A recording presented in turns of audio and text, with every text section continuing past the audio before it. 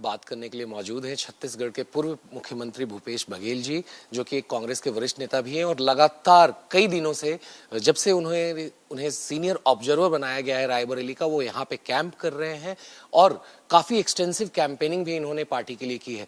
Sir, आप चूंकि यहाँ पे काफी दिन से मौजूद हैं रायबरेली में, कैसा माहौल है ग्राउंड पे? क्या लग रहा है आपको, किस तरफ चुनाव जा रहा है?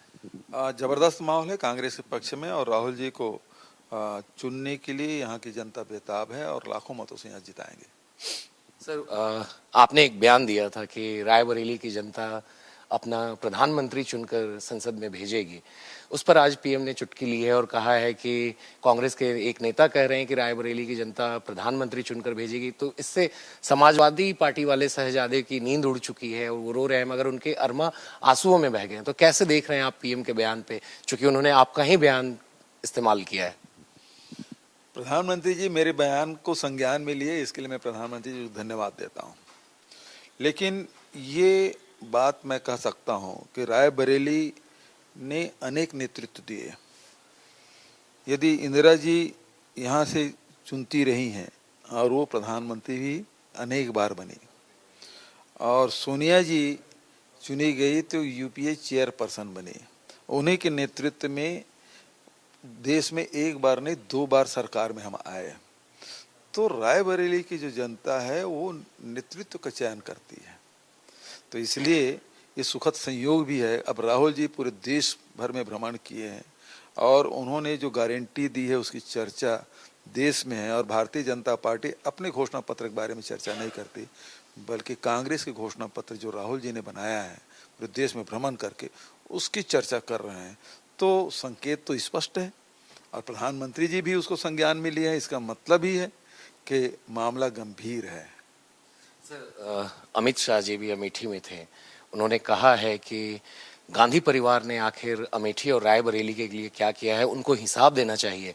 और चूंकि राहुल गांधी और सोनिया गांधी या प्रियंका गांधी जी हो, जो लगातार कैंपेनिंग पे भी यहाँ पे रही हैं, प्रियंका जी, उन्होंने अपने परिवार का 100 साल का रिश्ता बताया है, किस तरह से रायबरेली और अमेठी का था। तो ये जो आरोप है अमित शाह का, इसको आप कैसे देखते हैं? पहली बात तो अमित शाह जी को धन्यवाद देता हूँ कि अब सवाल पूछने का अभ्यास वो करना शुरू कर दें, क्योंकि 4 जून के बाद उसको विपक्ष में बैठना है। दूसरी बात यह है कि सवाल तो सत्ता से पूछा जाता है, 10 साल में उन्होंने क्या किया रायबरेली अमेठी के लिए। और जहाँ तक कि सोनिया जी के योगदान के बारे में है, तो यहाँ के एक एक बच्चा जानता है कि रायबरेली के लिए गांधी फैमिली ने किया क्या है, चाहे राजीव जी की बात हो, चाहे सोनिया जी की बात हो। यहाँ सिंचाई परियोजनाएं, यहाँ के औद्योगिकरण, यहाँ के विकास कार्य, ये सब जितने भी किए गए हैं वो सोनिया जी राजीव जी के कार्यकाल में हुआ, राहुल जी के कार्यकाल में हुआ। भारतीय जनता पार्टी ये बता दे, मोदी और योगी के शासनकाल में यहाँ एक भी कोई काम हुआ हो?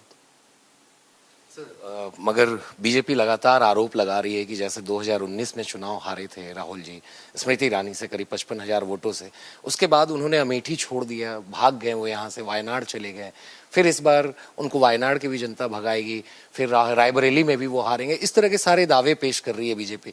तो इन दावों को आप कैसे देखते हैं? देखिए, रायबरेली अमेठी तो उनका घर है, रायबरेली भी, और हर घर में उसका रिश्ता है।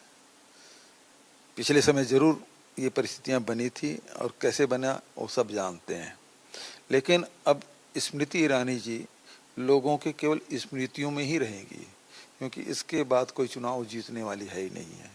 और किशोरी लाल से पहले फाइट कर ले, उसके बाद बात करें। सर, प्रधानमंत्री से जब सवाल किया गया एक चैनल के इंटरव्यू में, तो उन्होंने कहा कि जिस दिन वो हिंदू मुस्लिम करने लग जाएंगे तो उस दिन वो खुद को सार्वजनिक जीवन के लिए योग्य नहीं मानेंगे। तो इस तरह का बयान आना प्रधानमंत्री का, ये क्या इंडिकेशन दे रहा है सर? इसको कहते हैं 100 चूहा खा के बिल्ली हज को चली। वो इसके पहले दर्जनों उसके बयान हैं जिसमें हिंदू मुस्लिम करते रहे, और उसी आधार पे निर्वाचन आयोग ने जेपी नड्डा जी को नोटिस भी दिया, जाति धर्म के आधार पे वोट मांगने के शिकायत। अब पहली बार हुआ है देश में कि किसी प्रधानमंत्री को नोटिस निर्वाचन आयोग के द्वारा दिया गया। और उससे वो बाज नहीं आए। जिस दिन बयान दिया उसके दूसरे दिन फिर हिंदू मुसलमान करने लगे। बयान उठा के देख लीजिए। तो इसका अर्थ ये है कि प्रधानमंत्री जी संतुलन खो बैठे हैं अपने मानसिक रूप से। वो कब क्या बोल रहे हैं उसको खुद को पता नहीं है।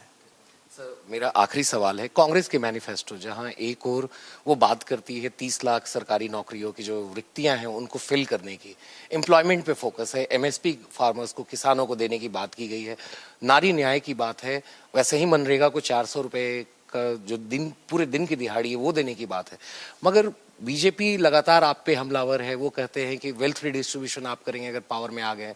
आप पे आरोप लगाते हैं वो कि आप उनकी अगर 2 भैंसें हैं, प्रॉपर्टी है, उसको आप हटा देंगे, मंगलसूत्र तक की बात आ गई।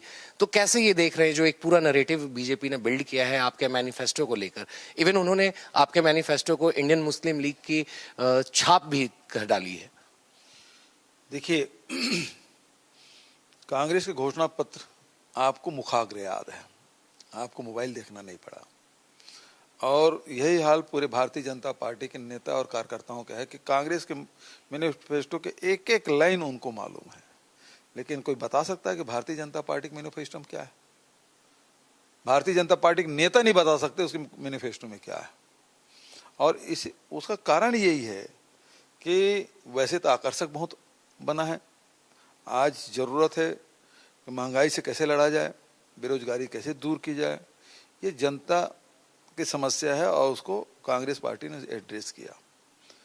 दूसरी बात ये है कि जितनी बात आपने कहा कि ये मुस्लिम लीग का एजेंडा इसमें शामिल है और मंगलसूत्र, भैंस, ये सारी बातें जो प्रधानमंत्री ने जो बात कही उसके कारण से हमारे मैनिफेस्टो को जन जन तक पहुंचने में आसान हुआ, क्योंकि गोदी मीडिया हमको दिखाएंगे नहीं, प्रधानमंत्री जी दिखाते हैं और जब बोलते हैं तो जनता खोजती फिर मैनिफेस्टो में कहाँ पे लिखा है मुस्लिम लीग, मंगलसूत्र, ये सारी बातें खोजते हैं, मिलता है ही नहीं है। तो प्रधानमंत्री झूठा साबित होते हैं और हमारे मैनिफेस्टो का प्रचार हो रहा है।